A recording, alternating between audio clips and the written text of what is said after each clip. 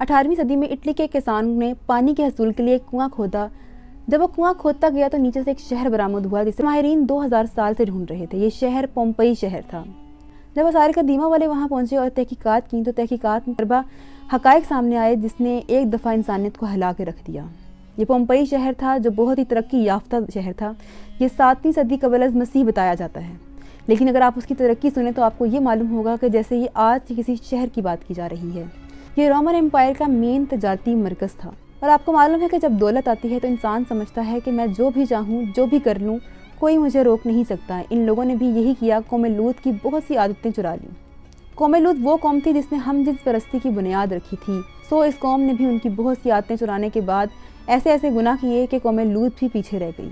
ये लोग ऐसे गुनाहों में मुब्तला हुए कि इंसानों तो क्या जानवरों के साथ जिनसी ताल्लुकात कायम करके उसकी तस्वीर बनाकर अपने मकानों की छतों पर लटका देते ताकि देखने वालों को इसकी तरगीब मिले, और ऐसी ऐसी बेहुदा शायरी करते कि लोगों को उसकी तरगीब मिले। और ये फितरत के अगेंस्ट जाकर, फितरत के ख़िलाफ़ जाकर हम जिस परस्ती को फ़रोग देते और उसके हक़ में दलाइल देते, उसके हक़ में शायरी करते। मुंबई शहर वाले इस गुनाह में कौम लूत से कहीं ज़्यादा आगे थे। इनके मर्द तो क्या, इनकी औरतें भी हम जिस परस्ती के गुनाह में शामिल थीं। जानवर और मासूम बच्चे भी इस चीज़ का शिकार होने लगे। और फिर एक वक्त ऐसा आया कि पोम्पई शहर में सबसे मेन बिजनेस जो था वो जिस्म फरोशी का बन गया। यहाँ एक घर छोड़कर हर दूसरा घर अयाशी का अड्डा था, जहाँ मुख्तलिफ इलाकों से लाई गई औरतों को रखा जाता और उनको मर्दों के सामने जो है पेश किया जाता। बहरहाल इस सब के होने के बावजूद इन लोगों ने ऐसे हमाम तैयार कर लिए जहाँ मर्द और औरत मुश्तरका गुस्ल किया करते थे और कोई लिहाज नहीं किया जाता था। हर घर अयाशी का अड्डा था। इसके बावजूद इन्होंने शहर के मरकज़ में एक इमारत बनाई जिसे बड़ा ब्रोथल कहा जाता है और इसका नाम लोबतारा रखा गया, यानी मादी भेड़िया। और याद रखिए ये आज की बात नहीं हो रही कि 2 मंजिला बनाना कोई मुश्किल बात नहीं है। ये 7वीं सदी कबल मसीह की बात हो रही है, जब लोगों के पास तसव्वुर भी नहीं था कि कोई मकान की मंजिलें भी बनाई जा सकती हैं।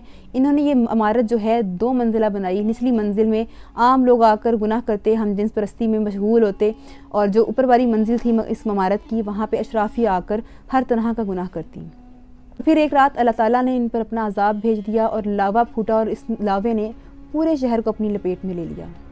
वो जिस अमल में मशगूल थे उसी तरह पत्थर बन गए।